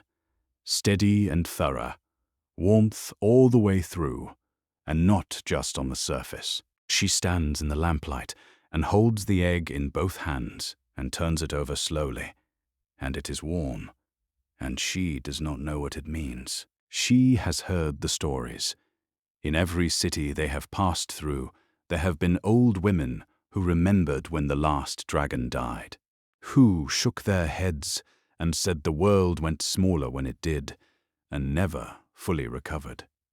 She has heard about Summerhall, about Aegon V burning himself up a generation ago in an attempt to hatch eggs back into living dragons, an attempt that killed him and destroyed a castle and produced nothing but ash and grief. She knows the stories say, dragon eggs wake with fire, with blood, with something extreme and costly. She is standing in a warm Pentoshi room, holding an egg that has decided tonight to be warm, and there is no fire near it, and no price she has paid that she is aware of. What Daenerys does not know, cannot know, is what happened 6 weeks ago in the crypts of a Stark castle, 3,000 miles, and a sea away. What she does not know is that the world's long magical silence has ended. A dragon hatched in the north, and the world felt it the way a room feels a fire being lit in it, the gradual warmth moving outward from a single point, until the air is different everywhere. The eggs on her table have been stone cold for 150 years. Tonight, the black one is warm because something woke in the world that has been asleep since before Daenerys was born, and the eggs felt it and responded, the way embers respond when a door opens and the draft reaches them. She is still holding it when Viserys comes in. He does not knock. He never knocks, because the manse is Illyrio's, and therefore in Viserys' accounting belongs in some indirect sense to him. And a man does not knock in his own house. He comes in already talking, mid-sentence in his own thoughts, which is how Viserys always arrives. Tonight his voice has a different edge in it. Viserys Targaryen is 22 years old, thin and silver-haired, with pale violet eyes, and haughty in the specific way of a man whose entire sense of himself rests on a single word. Rightful. He is the rightful king. He is the rightful heir. He has sold this to every magister and merchant and exile in Essos who would listen, and he has sold it long enough that he has begun to believe it is simply the truth of the world, rather than a claim that requires defending. There is a boy, he says. He stops when he sees the egg in Daenerys' hands. Something flickers in his face and is gone.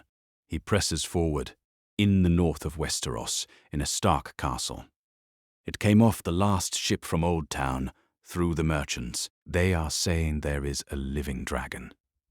His voice tightens around the word. A small one, new hatched, and the boy who has it. He stops. He collects himself. They are saying Targaryen blood. They are saying Rhaegar's blood. The lamp oil hisses. The room is very quiet.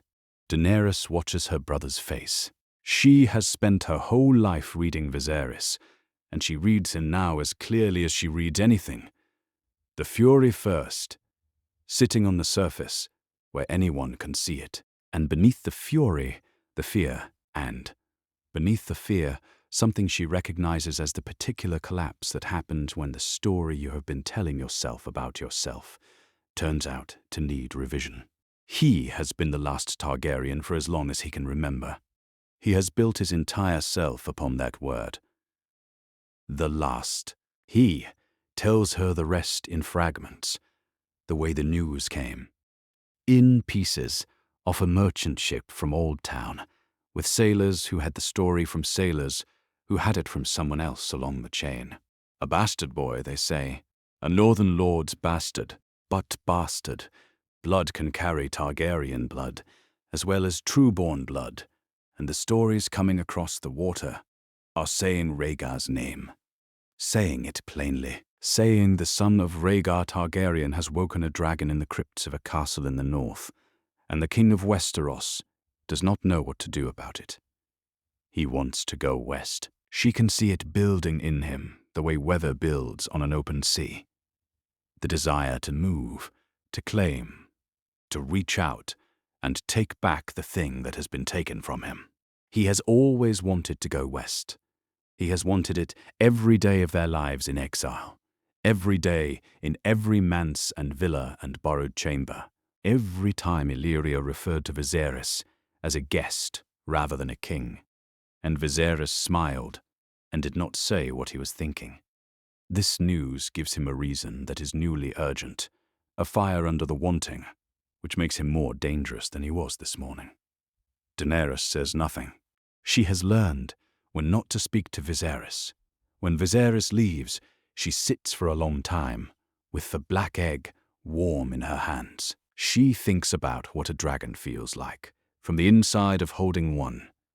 What it would mean to have something alive and breathing look at you and know you. She thinks about fire, which she has never been afraid of, which she has pressed closer to than other people thought was safe. She thinks about the boy in the north, who is young, she supposes, because Rhaegar's son would be young, and who is alone in a world that has decided it does not want him. She understands that condition. She was born during a storm on Dragonstone, and her mother died giving her to the world, and she has been given away in pieces to people who needed something from her since before she could walk. The world has wanted her useful, or wanted her dead, or wanted her married to something that would be useful, and it has never once asked her which of those she preferred. She does not know the boy in the north. She does not know his face, or his name, or the sound of his voice, but she understands the condition of being a Targaryen in a world that has decided Targaryens are finished, and she understands what it means to have something that the world wants to take. The black egg stays warm in her hands all night. She does not put it down. Somewhere across the sea, in the cold dark of a northern crypt, far from any warmth she has ever felt, the dragon that woke this egg is sleeping on a boy's arm. She does not know this.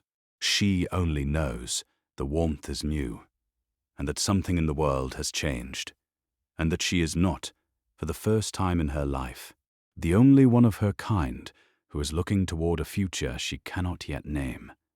The eggs are waking. The world is waking with them. She does not know yet what to do with that, but she does not put the egg down. Robert Baratheon cannot sleep. He stopped trying an hour ago. He got up from the great bed Ned had given over to him and his queen, and he walked to the window and looked at the dark of Winterfell's yard. And then he put on his boots and his cloak and went out without waking Cersei. He told the guards outside his door to go away, which they did without argument, because Robert does not ask that of guards without a tone in his voice that makes argument feel dangerous. Then he walked. He has been walking Winterfell for an hour, maybe more, the battlements and the inner wall and the outer yard, finding himself in places he did not intend to go. Corridors with no names he knows. Doorways opening onto unexpected spaces. Winterfell at night is larger than it is in the daylight, the way all castles are larger in the dark when the familiar shapes are gone and you are left with just the stone. He has walked like this before. He used to walk the walls of Storm's End, the night before a battle, in the years when he was a fighter rather than a king, when whatever was wrong could be solved by hitting it hard enough. He does not know what to do with his hands anymore. Tomorrow, he must give his answer to King's Landing. The small council has been waiting 4 days. He finds Jon Snow in the outer yard.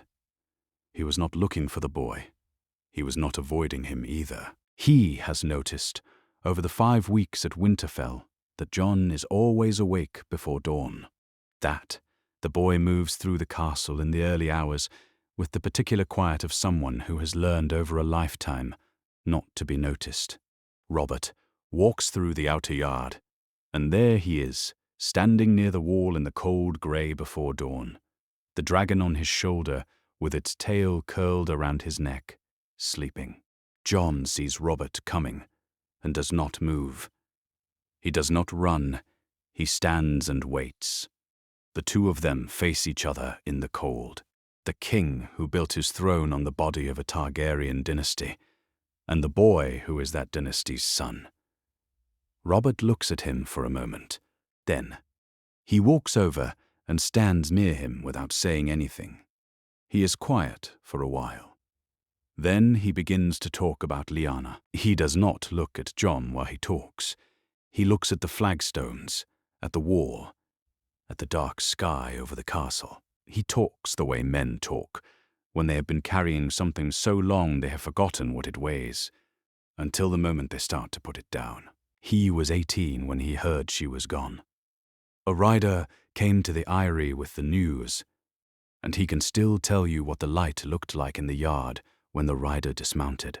Still, see the exact angle of the afternoon sun, because some things the mind keeps in precise detail, and some things it lets go. That is the one his mind kept. He raised his banners within a fortnight. He talks about the tourney at Harrenhal, the year before the war. He talks about the day she sat in the stands with her dark hair loose and laughed at something. And about the silence that fell when Rhaegar rode forward and set a crown of winter roses in her lap instead of his wife's. He did not understand the silence at the time. He understands it now. He talks about the trident, the ruby ford, what it felt like to bring the warhammer down and feel the hit transfer through the handle and watch the rubies scatter across the shallows. He does not say what he hoped he would feel in that moment. He does not say what he actually felt. He goes quiet. The yard holds still. Did she suffer, he says, at the end? Jon is quiet for a moment. I don't know, he says. I wasn't there. I was the reason she was there. Or part of it. He stops. He does not explain further, and does not need to. Robert looks at him. The boy is carrying something that Robert can read plainly, a guilt that has been sitting on him since Ned told him the truth. The weight of knowing that his birth had a cost that was paid by someone who loved him. Robert has carried military guilt, the kind accumulated when you order men into engagements that kill them. He knows what the shape of it looks like from the outside. It wasn't your fault, Robert says. You didn't choose to be born. He says it plainly, without ceremony. It is possibly the kindest thing Robert Baratheon says to anyone in the span of his reign. Jon says nothing, but something in the way he holds himself changes slightly. The almost invisible shift of someone who has been waiting to hear a thing said, and has now heard it. The dragon wakes. It lifts its head from Jon's shoulder and opens those gold eyes and fixes them on Robert with the total, calm attention of a creature that does not know how to be looking at anything except the most important thing in the room. Robert goes still. He has faced bears and aurochs and men across battlefields, and he knows when something is assessing him. This thing is assessing him. He reaches out one hand, slowly, palm open, fingers loose, the way you approach a war horse you have not been properly introduced to. The dragon watches his hand. It does not arch its neck. It does not make the low warning sound Robert has heard it make twice now when Cersei's people came near the crypt door. It simply watches. Robert holds his hand in the air for a long moment. Then he draws it back. It knows, he says. It knows a lot of things, Jon says. Robert looks at the boy for a long time. I can't legitimize you, he says. Not openly, not without tearing the kingdom apart. I'm not asking you to, Jon says. Then what do you want? Jon looks north. Over the outer wall and the rooftops of the outer ward, poured to the dark horizon, where the north goes on for hundreds of miles, until it ends at something that is not a throne and not a political problem, and not a Lannister calculation. To go north, he says, to find out what's coming. What do you think is coming? Jon meets his eyes. Something that makes Targaryens and Baratheons look like a family argument. He looks at the dragon, and the dragon looks back at him, and somewhere in the castle behind them, the household is beginning to wake, the first sounds of morning threading through the cold air. Robert breathes out slowly. He thinks about Lyanna in the stands at Harrenhal, with her dark hair and her laugh. He thinks about her in a bed of blood, in a tower in the south, putting an infant in Ned's arms. Then he says, Jon Snow goes north. The dragon goes with him. No name given, no title, no acknowledgement on paper, no legitimization, no claim on anything. He stops. He looks at Jon directly, but he goes. And he lives. His voice drops slightly. That is what I can give Lyanna's son. That is all I have. Do you understand me? He turns and walks back toward the great keep, without looking back, his broad grey-cloaked shape moving through the cold morning dark. Jon watches him until he has gone through the door. Robert's letter to King's Landing goes out before noon. The matter is closed. In Robert's mind, which is the only mind that holds authority over this particular question. By mid-morning, Cersei knows. A maid she trusted had the yard in sight at the right hour, and when the household sits for the morning meal, Cersei already has the shape of what happened, if not the exact words. She sits at the table with her golden hair, and her green eyes and her pleasant, composed expression, and she eats, and she speaks when spoken to. And, beneath all of it, she is recalculating at the quiet, steady speed she brings to everything that matters. Robert has made his choice. Without Robert's sanction, there is no legal mechanism to move against Jon now. Not one that the North would accept. Not one that would not cost Cersei more than it gains her. She does not discard the problem. She files it. She has been moving pieces into positions that will matter later her entire life, and she is patient in the way Robert has never understood or valued. The game continues, just not today. The morning of departure comes in grey light over Winterfell's eastern wall. Robert's household has been preparing since before dawn. The wagons loaded, the horses bridled, the long procession assembling in the outer yard. By mid-morning, the banners of Baratheon and Lannister are furled for travel, and the yard is full of people going somewhere else. Ned stands with Robert at the gate. They have said what there is to say. Robert looks at Winterfell one more time, with the look of a man who knows he will not see it again as it was, clasps Ned's hand, and says nothing about the pre-dawn yard and nothing about the letter he sent south before noon. That is done. He mounts. The procession moves. Then the sound of hooves fades down the King's Road, and the yard goes quiet. Arya finds Jon in the outer ward, before anyone else. She has been watching him for 3 days, with the specific attentiveness of someone who loves a person and knows the leaving is close. She stands in front of him now with those wolf-grey eyes that still surprise him with their resemblance to his own. And she does not speak right away. She looks at Grey on Jon's arm, then at Jon. "You're leaving," she says. "Yes. North. North." She is quiet. She does not cry, because Arya does not cry about things she has decided to accept. Grey watches her with his gold eyes and makes the low churring sound he makes for people he has decided belong near him. Jon reaches inside his cloak and draws out a thin blade, slender as a needle, its handle wrapped in dark leather. He holds it out. Arya looks at it. Her face changes. "It's yours," Jon says. I had it made in the town, before any of this." He looks at the sword, and then at her. "You're a Stark, you'll need a blade." She takes it with both hands and the full attention of someone who intends to keep it. She turns it in the pale light. It is slender, bravos-y in its style, made for speed rather than weight, and in her small hands, it looks exactly right. "What do I do with it?" she says. "Stick them with the pointy end." Arya considers this with the gravity she brings to most things. Then she nods. She slides the blade through her belt and stands differently, the new straightness of a person who has been given a thing they needed without knowing they needed to be given it, rather than take it. Robb is already waiting. When Jon turns around, he crosses the yard and grips Jon's arm at the elbow, the northern grip. "You'll send word," Robb says, "when I can." They have said what needed saying over 5 weeks of shared mornings and one long night in the crypts.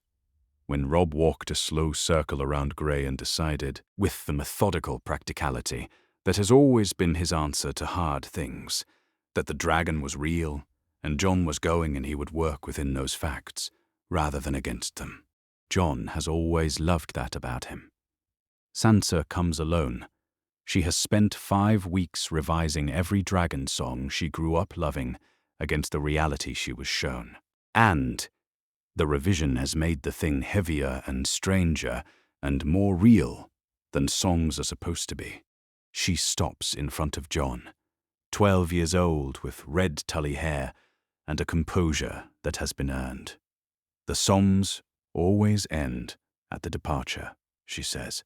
"The night rides off and the song ends. Then this is where the song ends." "I don't think it does," she says, with the certainty of someone who has read enough to know that things continue past the edges of the page. She puts one hand on Jon's arm briefly and goes back inside. Bran comes last. He is 7, and he has been having the dreams for 6 weeks, and he has told no one because he has no language for what they show him. He stands in the yard with that tilted, listening quality he gets near the weirwood. The dragon opens its wings slightly when Bran approaches. A small adjustment. "You'll know when you get there," Bran says. "Know what?" Bran looks north, past the outer wall. "What it is," he says. "The thing. You'll know when you're close enough." It is gap-toothed, still soft in the jaw, and the grey eyes are old in it in a way Jon does not have a word for. He does not ask Bran to explain. The knowing comes through him rather than from him. "All right," Jon says. Bran nods and goes inside. The godswood is cold and still. Ned is at the weirwood when Jon arrives, standing with his back to the carved face. The red leaves hang motionless. Ghost goes to the weirwood's roots and lies down, as if something older than instruction has placed him there. They stand in silence for a moment. Ned looks at Jon the way a man looks at something he has been keeping safe and is now releasing. Jon carries Lyanna's face in the set of his jaw, and his mother's stubbornness in the way he holds himself and his father's blood in the dragon on his arm. And Ned has known all of it for 15 years and has never been able to say it to the one it most needed saying to. And there is nothing left now that it is too late for. He puts both hands on Jon's shoulders. "You have her heart," he says. Jon does not ask whose. "I know," he says. Ned holds his shoulders a moment. Then he releases them. He looks at Grey once, at the gold eyes watching him steadily, and he looks at Ghost, at the roots, and he looks at Jon. "Ride well," he says. He turns and walks out of the godswood without looking back. Jon stays a moment. The carved face watches. The red sap runs. Then he goes. The northern lords are in the outer yard, 12 of them, from houses whose names run back past the conquest to the first men who built the wall and held the north through 8,000 years of hard winters. They watch Jon come through the inner gate, with Ghost at his feet and Grey on his arm, and the bearing of someone who has stopped trying to make himself smaller. He is 14 years old, dark-haired, grey-eyed. He carries no title and no name that means anything south of the neck. He is a bastard boy who cracked open a dragon egg in a crypt and chose what to do with what came out of it. Old Glover moves first. He walks from the group to the center of the yard and goes to one knee in the dirt, his old bones settling to the cold ground without ceremony. The way a man kneels when he has already decided rather than when he is being asked. One fist on the earth. No speech. Then Mormont's son. Then 3 more, one by one, without signal, without theatre. The way the North has always done these things, not in written oaths before witnesses and wax, but in silence and the weight of a decision already made. They are not kneeling to a Targaryen. They are not kneeling to a claimant. They are kneeling to a Stark boy who said he is going north to stand between them and whatever comes out of the dark. And that is enough for the North. 8,000 years of keeping faith, and the way of it has not changed. Jon meets each face without speaking. Then he looks north. The wall is 300 miles from where he stands. 700 feet of ice, built by Bran the Builder, and the children of the forest, and the giants in the age when the first long night ended, and something had to be raised that would keep it ended. He has felt it pulling at him since before he understood what the pull meant. The same pull the dragon felt in the shell, before it cracked. Warmth calling to warmth, blood calling to the old dark beyond the ice. Grey spreads his wings without being asked, the full span opening on either side of Jon's arm. Black and red scales catching the pale morning light. Gold eyes looking north. Ghost stands. Jon puts one hand on the dragon's neck and holds the warmth there, the steady living warmth of something that should have been stone and chose not to be. He is Lyanna's son. He is Rhaegar's son. He has grey eyes and a dragon, and a dire wolf and a thin sword already in Arya's belt, and Ned Stark's hands warm in his memory. He has 15 years of being told what he is not, and 5 weeks of learning what he is. And what he is going north. He turns toward the gate. He does not look back. Jon leaves the King's Road before he has been on it half a day. The road runs north toward Castle Black, the only true road in all that emptiness, and he takes it as far as the first fork, before he turns off it into the open country that has no name, because no road follows it, and no one has needed to name what they could not visit. Ghost runs alongside his horse without effort, the white coat bright against the dead grass of the late-season north, and above them both, high enough that the thermals hold him. Grey circles in the iron-colored sky. Jon can feel the dragon the way you feel heat through a wall. Not directly, but as a consistent warm pressure at the edge of his awareness, there whether he attends to it or not. He does not think about what is behind him. He does not think about King's Landing, or the small council's raven, or Cersei in her wheelhouse going south. He thinks about what is north. Ned's column is on the same King's Road, heading the other direction. Ned rides without looking back. He has been doing this for 15 years, riding forward into the duty in front of him, without looking at the cost of it. And he is practiced enough at it that it does not cost him as much as it used to, which is either the mercy of habit or the callous that forms over the things you decide to bear. He has a job to do in King's Landing. He has always had a job to do, and has always done it. And this will not be different, except that for the first time in 15 years, the weight he carried is lighter, because he put some of it down. He told the truth. The boy is alive. He rides south, behind Ned, growing smaller until the road bends, and then simply gone. Winterfell. In Winterfell, In his bed in the high tower, Bran Stark closes his eyes. He has been falling asleep this way every night for 6 weeks, since the night the dragon hatched and something shifted in the root and stone of the world. Some current in the deep places, changing direction, the way a river changes when the snowmelt comes, and what was going west goes north. He does not choose to fall into the roots. He simply does, the way a stone falls, the way water finds the crack. And tonight, it is deeper than it has been before. He goes down through the walls of Winterfell, through the hot spring channels under the stone, down through older stone beneath that, into the ancient dark, where the weirwood roots run and the carved faces of all the heart trees look at the same things they have been looking at for thousands of years. He has been here before, in the shallow level, where he can see the castle from inside its own foundation. Tonight, the roots carry him further north than the wall of Winterfell, further north than the town beyond the gate and the open country beyond that, further north than the last farm and the last shepherd's fire and the last marker stone of the last hearth. He goes past the wall without touching it, through it or around it, or beneath it in whatever sense the roots understand direction, and into the country beyond. He has no name for what the country beyond the wall looks like in the roots. It is grey and cold in a way that is not just weather. The cold here is old. The kind of cold that has been in the ground for longer than Bran's family has had a name.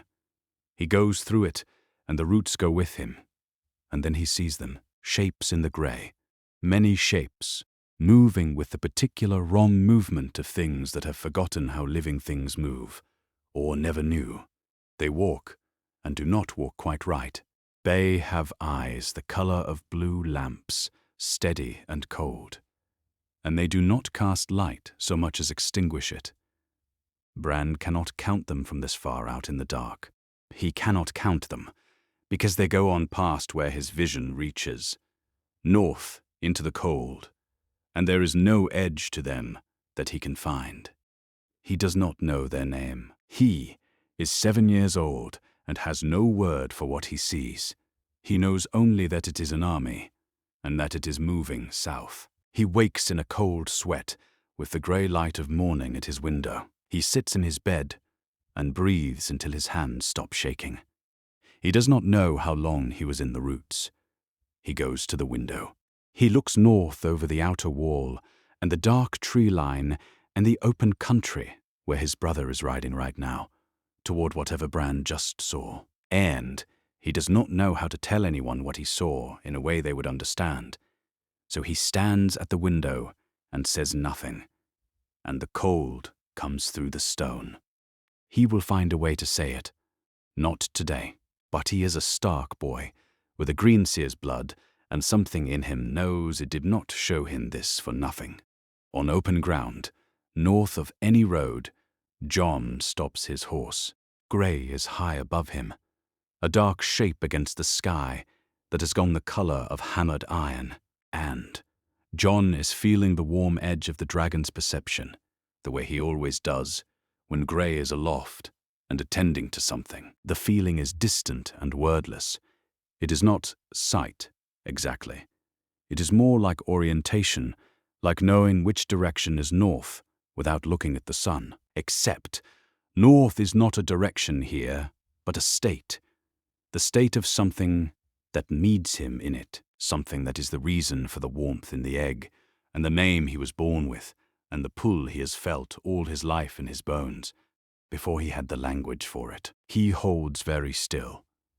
Grey descends in a long glide, the wings spreading to slow the drop, and lands on Jon's outstretched arm, with the precision of a creature that has been doing this since the first morning Jon lifted his arm, in the grey pre-dawn, and the dragon trusted the gesture. The talons find purchase. The tail wraps around Jon's forearm. Grey looks north, and his gold eyes are very bright in the cold light. Jon looks north too. The land spreads out from where he sits, white and grey and vast, rolling towards the wall and then past the wall, past the places that have names, and into the places that have only conditions. Cold, dark, the absence of fire, and the presence of something else. He does not know the word for what is out there. He has heard the rangers talk. He has heard the Night's Watch men, who come through Winterfell with frostbitten ears and the faraway look of men who saw something they came back from, but cannot explain. He has heard Maester Luwin dismiss them, with the gentle patience of a man explaining a children's story to a child who should be old enough by now. He has heard, and he has filed the hearing away, and he has felt, under all of it, the pull. The pull is not gentle right now. He is 14 years old. He has a dragon on his arm and a direwolf at his heel, and a name that belongs to him in a way no other name ever has. Not Snow, not Targaryen, not any title anyone will try to give him. He is his mother's son, who heard the North calling before she knew why, and followed it to the end. He is his father's son, who believed a child of his blood would wake a dragon from stone and stand against what came out of the dark. He is the convergence of both of those beliefs, and the dragon on his arm is the proof of them. And the proof is warm against his hand. He puts one hand on Grey's neck and holds the warmth. "I see it," he says. He does not say what he sees. He does not need to. Grey's gold eyes are already north. Ghost has been looking north since they left the road, ears up, the white coat still against the dead grass. Jon looks south once, a brief last look across the open country, toward where the King's Road runs, and where Ned is riding, and where Robb is standing in Winterfell's yard, and where Arya has a blade through her belt right now, its handle wrapped in dark leather, and he holds all of it in his mind for a moment, the weight and the warmth of it. Then he turns north. He does not stop. Behind him the world continues, Ned riding toward King's Landing, Robb in Winterfell's yard, Arya with a needle and a lesson, Bran at his window with names in the roots he will spend years learning to say, Daenerys in Pentos holding a warm egg she has not put down, Cersei in her wheelhouse, already thinking about the next move. The world is waking. Magic that went quiet a century and a half ago is alive again, moving through weirwood roots and red priests' fires and the cold pressing at the edge of the world for longer than any kingdom has existed to press back. But for the first time in 150 years, there is a dragon in the world, and its rider knows what he is riding toward. That is our theory for what might have happened if Jon Snow had touched the dragon egg in the Crypts of Winterfell, and it cracked open in his hands. Westeros is a land filled with exciting stories and possibilities, and this is one of them. If you enjoyed it, stay with us. There is always